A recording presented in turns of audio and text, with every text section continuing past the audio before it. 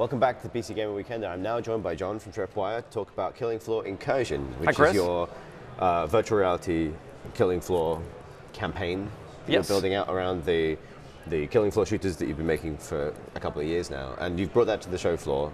I was lucky enough to sneak in before the show opened today to have a go, because I think with VR particularly, trying is always more, you know, it's always better than just seeing. But you've had a lot of people come by today, make appointments to come and play the game. How's it been for you down the show floor showing it off? Oh, it's been great. I mean, the reception has been amazing. For me as a developer, you know, having someone feel something when they play one of your games, or get excited or happy or scared, is wonderful. Yeah. So I've heard people squeal, screech, giggle, jump, shout. Well, Alan yesterday when he was on the stream to show us Rising Storm Vietnam pointed out that you've had people punch, or at least flail in the... Yes. Yeah. But yeah, so it might be worth introducing kind of like what this is beyond simply VR Killing Floor. Right. And you know, why it's different because it's a VR game, and also why it's different as a Killing Floor game as well. Correct. Yeah, sure. So with Killing Floor, you know, the series has traditionally been this horde-based shooter where you're fighting waves of monsters and eventually fight a boss. Very, very loose story. Mostly it's in the environment. Mostly it's just having fun with your mates. Right. But with Killing Floor Incursion in VR, we really wanted to tell a story. We felt like VR, it was this medium once we started working on it, that VR had you feel like you were really there. And we felt like if you could tell a story with a lot of depth and interesting things happening, and you feel like you're really experiencing that story, that it would be a new thing in video games, something that we really haven't seen before. Yeah, I haven't seen I've seen, you know, the people who've done sort of experiences with VR, and in some cases like survival experiences or combat experiences, but playing it earlier, this is one of the most substantial it's co-op campaign experiences I've seen in VR, where there's a level that you are exploring, there are puzzles to solve, there's a reason to really look around and explore and find health packs and ammo and new weapons and that kind of thing. Was that a challenge making that work in VR? Because you're definitely on the front line of developers getting these kind of traditional game experiences to work in this completely new way. Yeah, so story-wise, I feel like story hasn't been too difficult to do in VR, right. but the specific gameplay elements have been a huge challenge. Yeah. You know, a lot of people talk about movement, obviously, as a challenge, but for us, one of the big focuses for Tripwire has always been we want it to feel really satisfying using a weapon in our games. Yeah. It's something that it's like our trademark. Yeah. And doing that in VR has been challenging because a lot of things that you do don't really translate in VR. The things that you do to make it feel good on a computer screen don't translate. I can give you an example if you'd like. You know, typically you might animate a gun's movement when you shoot. You might, you're giving it recoil and it might go up like this, and that feels like it's powerful and it's recoiling in your hand. But if you're trying to do that in VR, they feel their hands. They know my hand is pointing in this direction. So if a gun is pointing straight up or even at an angle, you get this weird disconnect. Yeah. So solving those problems has been challenging, but also exciting, because with regular shooters, it kind of feels like most things have been tried. Most of the rule book has been written. But with VR, you feel like you're sailing in uncharted waters. Yeah. So you get to discover the solutions to these problems. And I guess you've had to find solutions to movement and reorienting the player that take into account the several of the different ways in which VR dictates how you can and can't move the player around, right? Like it seems to be the first wave of developers to start doing like first-person action in VR discovered that there are certain types of movement that are more comfortable than others, and you guys have opted for like a teleportation system, but with like quite a lot of granularity in how much fine controller you have over it. Because I mean, like teleportation, like point-to-point teleportation, where you basically throw out a cursor and you kind of throw yourself to that point. That tends to be like that is what works, right? But you've added, I noticed, like the snap 90-degree turns that are really helpful for ensuring that the player isn't physically turning, but also the ability to like tweak your facing when you teleport, so that you can kind of get this kind of precise control. And it's tricky at first, but when it becomes more natural and fluid, it's surprising how maybe you don't think about the fact that you're not walking around, you're teleporting around. Was that like something you iterated on? Did that take a lot of work to get right? Yeah, we did quite a bit of iteration with that, and yeah, really being able to to move fluidly through the environment was really important to us. We didn't want to have a game where people were just standing in one place with things coming towards them or just moving around a small area. We wanted them to really be able to, they see something in the environment, we wanted to have, and they could move to it. We wanted to have true adventuring and puzzle solving in our game. And but one of the things we discovered when we first added the teleporting was, if you've got enemies following you, and if you could just instantly teleport away, you can just outrun them forever. Right. So we added a mechanic which adds a cooldown, that when you teleport, however long it took you to teleport or however long it would take you to walk that distance, we have a cooldown that is for that amount. Right. So you really can't get anywhere faster than you would if you were just walking. Right. But as you mentioned, once you spend a few minutes with the teleport mechanic, you really don't miss or notice that you're not, walking like you would ASDW in a video game. You just feels like it's part of what you do. And the moment to moment, like, often like teleporting out of a situation it's tricky. Like, it's not necessarily easy to just, like, especially given you're being swarmed by Zeds and they're trying to surround you, it's not necessarily easy to bounce straight out of that when you're also trying to handle all of your equipment and shoot things and defend yourself. It was interesting, like, I played a lot of VR, but even so, it feels like every time you learn a new VR game, you learn basic stuff that every other video game wouldn't make you do. Like how not to drop your gun, for example, right? You've got a system where the player's wearing a chest harness, which has 2 pistol holsters and the flashlight holster, and then you've got holsters on your back as well. And having to grip guns, take them out, point them, load them, put them back in the holster to avoid dropping them on the floor, although you can do that to some degree. Like, there's a fine line there between, like, what's really fun is like almost the accidental slapstick of it. It's like watching your co-op partner drop his gun on the floor in panic, but also the need to kind of offer fluid control. Is that sort of I noticed like the mechanic whereby guns that you've got in your holsters do return to their holsters if you lose it down the back of the sofa. Right. Is there a bit of iteration there in getting the right balance between letting people interact with the environment in a really granular way, but not letting them completely fail? Yeah, absolutely. I mean, your first instinct when you start VR is, I'm going to have the player do everything just like they would in the real world. And we tried that with reloading mechanics. We had, you're grabbing the mag and you're pushing a button and you're putting it in and you're pulling the slide back, and we did all those things. And we had some very basic early iterations where we didn't have that, and we found that we lost some of the magic. Yeah. We found, if you've played the demo, you get 2 pistols in your hands and you're looking this way and you're looking that way and you're shooting monsters and you feel like a movie action star. Yeah. And we found that when you had to, holster a gun, grab a mag, put it in, do the same thing over, that you lost momentum, that the pace of the action went down. So you pick and choose your battles. And it moves the challenge in a different direction. Like, the thing I found was, like, suddenly when you are not just mouse and keyboard controlling a cursor that points the guns at people, and you have to think about, like, what's the ammo count of the gun in my left hand and versus my right hand, and remembering to reload that one while still shooting with this one, and maybe trying to reload both of them so you can shoot both of that level of multitasking. Like, it feels like, in addition to being an adventure and a kind of horror adventure and all this, it feels like a tremendous multitasking challenge. So as players get better, they just get better at managing all of the different factors that are going on at once. Yeah, one of the things, may be fun to reveal just a tad bit of some of the secret stuff that I showed you earlier. Yeah, okay. You lead this, because I'm not going to say anything. Yep, but one of the things that we've shown a lot with the pistols and the knives, but you got to try out earlier a 2-handed weapon, which was a shotgun. And which is very exciting. And one of the things, talking about the things that you pick and choose that you have people do, one of the things that we absolutely had to have, pumping the shotgun. Yeah, absolutely. There's something so visceral about shooting the shotgun and pumping it and shooting the monsters, and that's something, we pick the things that are fun to do in VR. Yeah.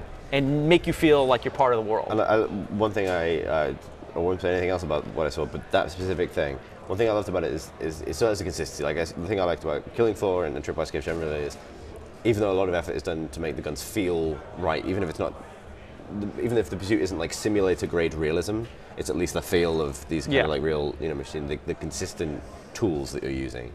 I enjoyed the fact that once the shotgun had been pumped, it would work if one-handed. You could level it at somebody like Ash in the Evil Dead.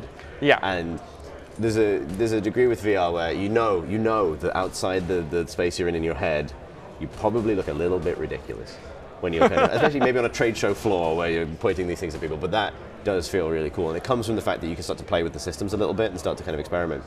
You were there standing behind me when I was playing through the initial demo, kind of reminding me that I can do things, that I can hit people with the gun. If it's out of ammo, I can hit people with that. I can throw it at people. I can punch. And does it take a while for you to like tease that kind of behavior out of a player that's maybe just more used to the traditional vocabulary of an FPS, where you can't just, oh, I'm in trouble, I'm just going to batter someone with my unloaded weapon, right? Yeah, I mean, especially in when we're doing the trade show demos, we sort of have to give you how to do VR 101. Yeah. Very, very shortly. I mean, I think back to early first-person shooters, like you played through the first Half-Life, and this is how you jump, and this is how you crouch. And we're kind of in that same language now with VR. It's like, this is how you shoot. Oh, I have my hands in the world. Punch something. Yeah, exactly. You know, hit them, get them off of you, because people are looking. You know, I've stood next to people and said, punch them, and they're looking for which button they press to punch. I'm like, no, just punch them. Yeah, I think that came across with the Oculus Touch controller, with the fact that you can take your fingers off those buttons and it detects that, presumably through magic, as far as I'm aware. So, you know, you're saying point at that, and I was like, I was, you know, trying to fist bump a button, basically. It's like, no, point at it. And I was like, gingerly kind of extending a finger, like that shouldn't work, and it does, and that's kind of a weird moment of realizing you can do all these things. You can give someone a thumbs up, which every game should have, as far as I'm concerned.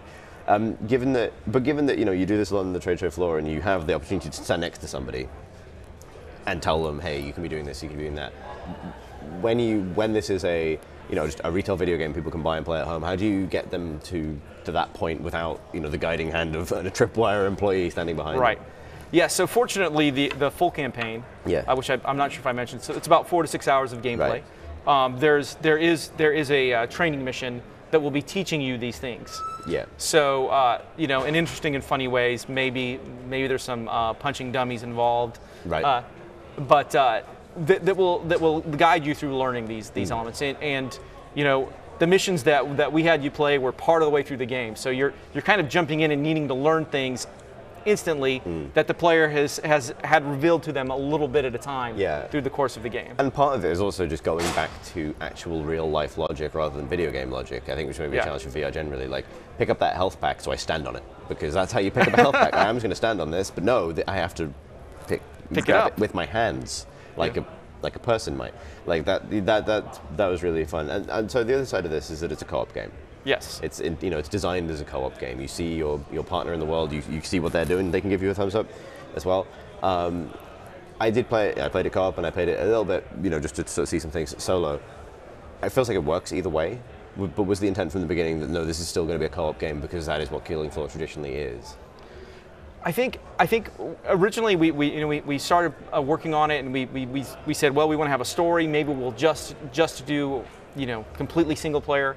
But we really thought, you know, our strength has been in multiplayer. Yeah. So it would be a shame to have that skill set and not allow people to share the game with a friend at the same time, because it wasn't that much more work for us to do it, especially because we know how to do multiplayer so well. To do that, and it's a fun experience to share with someone else. I mean, you might have experienced this a little bit, but one of the surprises that I've had when we started doing co-op, when we first got it working, was more than I've ever felt before playing a video game. I feel like I'm in the same space with that person. Yeah. Because I can see their hand movements. Because, you know, when they say, "Hey, there's a thing over there," they're pointing. Hey, there's a thing over there. They're moving their hands in front of you. You feel the natural motion of their body. You feel like you're there with that person, and they're your comrade. We experimented very briefly with just throwing things to each other. You can grab a Zed's severed arm and just throw it at your friend, and they can catch it. And that's, you know, you don't need to do that. that's, you know, you become the two silliest special operatives in the world. But there's also a sense when someone's moving relatively realistically, even if they're also teleporting, that they're kind of in the world with you. So the feeling of like looking over and realizing that your friend hasn't seen the fact that there's a Zed behind them and then shooting that Zed that's genuinely kind of cool. And whether you want them to appreciate as well, like, you know, I just bailed you out. Like that was really, it was genuinely really fun, even though I was playing with a stranger, to have that sense of like, oh, hey buddy, like we're here in this thing. One part of that was this puzzle solving, which we kind of did together, but also like apart, which in the demo we played meant finding pieces in a house. You saw it in the footage we had earlier, kind of rickety, scary countryside horror place, as you might encounter in a movie. And it's like from a relatively simple puzzle to do with like setting your flashlight to a particular like UV mode and finding pieces in the environment and picking them up and taking them to a place to do a thing. Like relatively simple puzzle design, but like obviously works differently when it's VR and you're immersed in it. But my thought was, the shooting is fun. You could make this as a shooter. Why was it important to you that it also had to have this sort of exploratory puzzle-solving element? Well, I think one of the things that you learn when you start to work with VR is people really love to be in the space and see the environment. Usually with a shooter on a regular game, you're just trying to get from point A to point B. You're just trying to get through it. But when you're getting VR, all of a sudden you're looking around going, I can see, oh wow, this is really neat. Yeah. So we wanted to have puzzle elements and puzzle solving. One, because we think it's just fun in a story-based game to kind of have that eureka moment where you're not just using your hands, you're using your brain. Yeah. So we wanted to have people think a little bit, but also to just give them a reason to kind of explore the environment and explore it together. That really, it takes advantage of the VR. You can put things in places like, maybe there's a really neat looking place that you want a player to stand. Yeah. And they may never go there to fight an enemy. But you put something that they need to progress there, and then all of a sudden they're standing up on this grand vista and looking down and seeing, there might be a very large drop off that makes their heart flutter a little bit. Yeah, yeah. And you get them to go to that place to see it. So it becomes storytelling, not just in the sense of learning the progression of the game, but storytelling in the sense of the environment and letting them see certain things. Right. It was interesting that, again, maybe to go back to the sort of multitasking side of VR, a lot of the puzzles use the torch or the flashlight, which is normally mounted on your chest. You can switch it on and put it on your chest if you don't want to carry it. But if you're not carrying it, then it's just going to point straight forward, which is not always ideal. And there's a sort of interesting tension between, wanting, do I hold a weapon and the flashlight?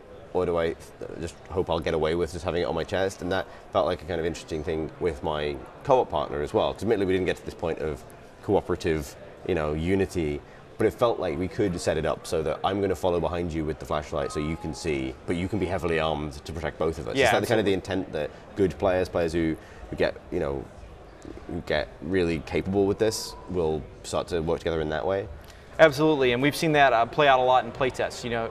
There's someone that has got the torch out, the flashlight, in UV mode, they're scanning, they might have one pistol, and then you get a time when a bunch of monsters are coming, so the other player is just decked out with a shotgun or a pistol in both hands or whatever, and they are escorting you through the environment. Right. And so you get some really interesting gameplay moments because of that. You get those trade-offs. Do I have power? Do I have the ability to find things? Yeah. It's the intent, though, that a player will be able to play through the entire campaign solo and get a full experience of that. And we do have, you saw it a little bit, but you didn't get the full experience, but you have a robotic companion called Node that kind of fills in some of the gaps when you don't have a human player there. You know, I'll give you an example. If you didn't die because you were great at VR. I died once. Oh, you did? Yeah. I'm sorry to disappoint you, John. I thought you didn't die. I died exactly once while trying to show off with a shotgun. Okay. Well, that was you were just playing at that point. But with co-op, the other player can revive you. They can come over there and revive you and bring you back to continue fighting. But in solo, your robot friend can do the same thing. He does other interesting things. He has an EMP attack that sometimes, if your health gets low, he'll come out and EMP the Zeds around you, and they'll stumble and give you a moment to recover. So he's kind of trying to fill the role of kind of being your little buddy that gives you that little bit of assistance that your co-op player might when you're playing co-op. Awesome. John, thank you very much for bringing the game to the show, but also coming onto the stream to talk to us about it. Thanks for having me. How can people find out more about Killing Floor Incursion, and when can they expect to see more from Killing Floor Incursion? Sure. So killingfloorincursion.com and or tripwireinteractive.com, and around the GDC time frame, I think you're going to be seeing a lot more Incursion. Awesome. Great. Thanks, man. And thanks for joining us.